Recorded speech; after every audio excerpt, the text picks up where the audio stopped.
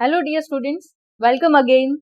આજે આપણે થોડીક વાત કરીએ છીએ એ નીટની પ્રિપરેશનને લઈને, અથવા તો ઓબ્જેક્ટિવ એટલે કે એમસીક્યુ પ્રિપરેશન બેઝ પર જે કોઈ પણ એક્ઝામ આપો છો તમે, એના માટે ખાસ આપણે એક બુક છે એના માટે વાત કરી રહ્યા છીએ.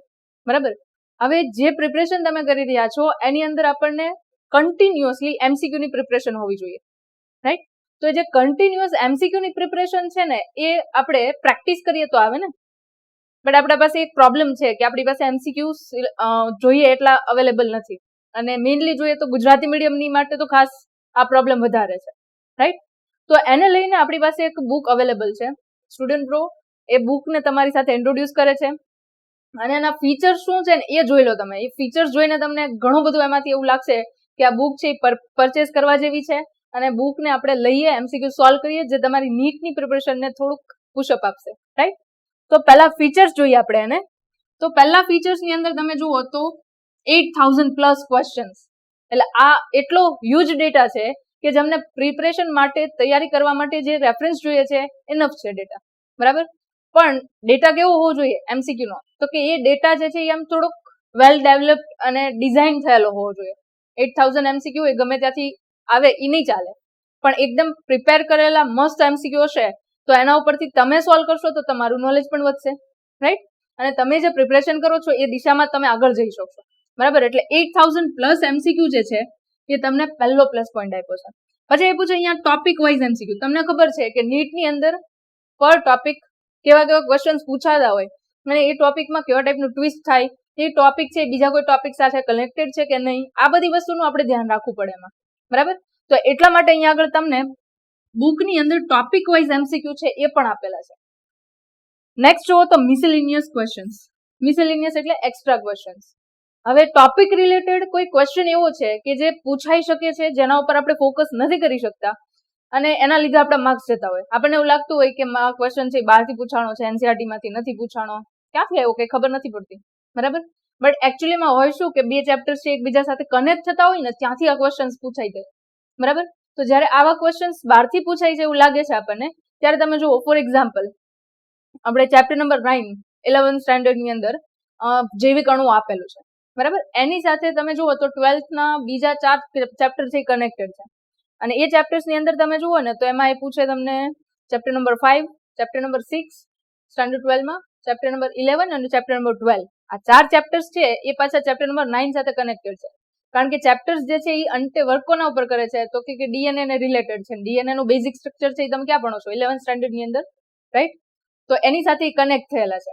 હવે એ જ રીતે ચેપ્ટર નંબર 8 જુઓ તમે, સ્ટાન્ડર્ડ 12 નું, અને એની સાથે ચેપ્ટર નંબર 2 ને કનેક્ટ કરો, સ્ટાન્ડર્ડ 11 નું. તો એની અંદર વાયરસીસ છે, બેક્ટેરિયાસ છે, સ્ટાન્ડર્ડ 11 ની અંદર ચેપ્ટર 2 માં, અને એની સાથે ચેપ્ટર નંબર 8 ને કનેક્ટ કરો, સ્ટાન્ડર્ડ 12 નું. તો એની અંદર તમને બંનેની અંદર શું આપ્યું છે? તો કે આની અંદર બેક્ટેરિયા વાયરસ છે, પણ ચેપ્ટર 8 ની અંદર બેક્ટેરિયા અને વાયરસ છે એનાથી થતા ડિઝીઝીસ આપેલા છે. તો બંને એકબીજા સાથે કોરિલેટ થયા. તો જ્યારે આવા ચેપ્ટર્સ છે એને કમ્બાઈન કરીને વચ્ચેથી ક્વેશ્ચન્સ નીકળે છે, એ ગેપને ફિલ કરવા માટે જે ક્વેશ્ચન્સ છે ને એ બધા આવશે મિસેલેનિયસ ક્વેશ્ચન્સ, બરાબર, જે આપણે કદાચ વ્યૂમાં નહીં લીધા હોય, પણ એ આ બુકની અંદર તમને ઇઝીલી અવેલેબલ છે. એના પછી જુઓ તો એસેશન અને રીઝન વાળા ક્વેશ્ચન. આ ક્વેશ્ચન છે ને એ સ્ટુડન્ટ્સને બહુ ડિફિકલ્ટીમાં મૂકે.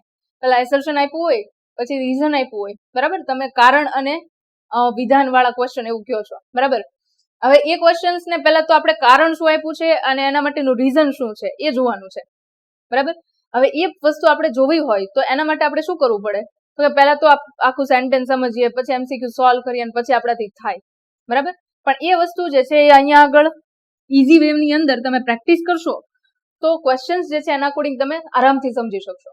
એના પછી તમે જુઓ તો HOTS, બરાબર, હાઈ ઓર્ડર થિંકિંગ સ્કિલ્સ, એટલે કે તમારું બ્રેઇન છે એના ઉપર કોન્સેપ્ટના લેયર છે એના અકોર્ડિંગ ક્વેશ્ચન્સ પૂછે છે, બરાબર. તો એ ક્વેશ્ચન્સ જે છે એ પણ આપણે જોવા પડે. કહીએ છીએ ને કે અમુક એમસીક્યુ બહુ હાર્ડ હોય છે, તો એ એમસીક્યુ છે એકચ્યુઅલીમાં કોન્સેપ્ટ ઉપર કોન્સેપ્ટ લેયર થાય છે, અને એના અકોર્ડિંગ એમસીક્યુ પૂછાય છે, બરાબર. તો એ ટાઈપના ક્વેશ્ચન્સ છે એ પણ તમને અહીંયા પ્રેક્ટિસ માટે આપેલા છે.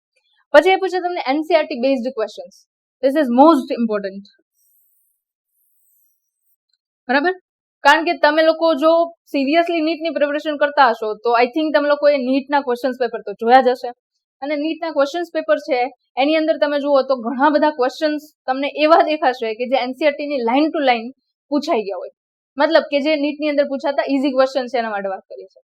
અને ઘણા ક્વેશ્ચન્સ એવા પણ જોશો તમે કે એનસીઆરટી બેઝડ જ હશે પણ થોડા ડિફિકલ્ટ હશે, પણ આ બધા ક્વેશ્ચન્સને એનાલાઇઝ કરીને એક જ પેકેજની અંદર મળે તો એ આ બુકમાં અવેલેબલ છે.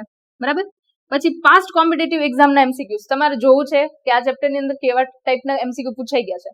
અને આ તમારે કોઈ પીડીએફ નથી ખોલવી, કોઈ બીજા પેપર નથી જોવા, કોઈ બીજી બુક નથી જોવી, તો આ બધું સાઈડમાં રાખો.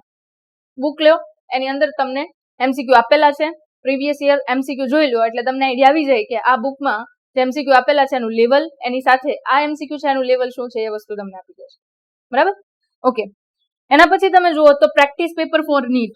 ઓલરેડી આપણે બધી પ્રિપરેશન કરી નાખીએ અને એના પછી પ્રેક્ટિસ જ ન હોય તો મોડે ક્વેશ્ચન્સ સોલ્વ કરવાની, તો એના માટેની પણ અલગથી તમને આની અંદર ક્વેશ્ચન્સ આપેલા છે કે તમે નીટ માટે પ્રેક્ટિસ કરી શકો.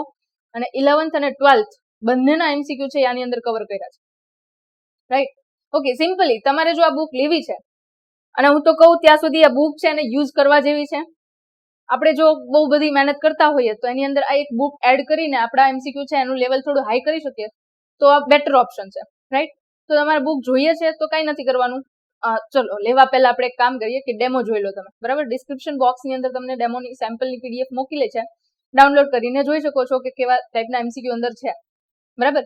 અને એના પછી જો તમે લેવા માંગો છો તો એની અંદર લિંક પણ આપેલી છે, લિંક ઉપર ક્લિક કરો, પરચેસ માટે ઓપ્શન આપો, તમને એડ્રેસ આપશો એ ઘર સુધી પહોંચી જશે. બરાબર.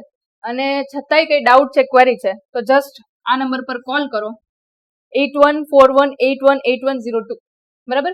અને નંબર ઉપરથી તમે કોન્ટેક્ટ કરીને જે કોઈ પણ ઇન્ફોર્મેશન જોઈએ છે એ કલેક્ટ કરીને ફટાફટ આ બુક લઈને એમસીક્યુ સોલ્વ કરો અને નીટ કે બીજી તમારી જે કોઈ પણ કોમ્પિટિટિવ એક્ઝામ છે એના માટે બેસ્ટ પ્રિપેર કરો. ઓકે.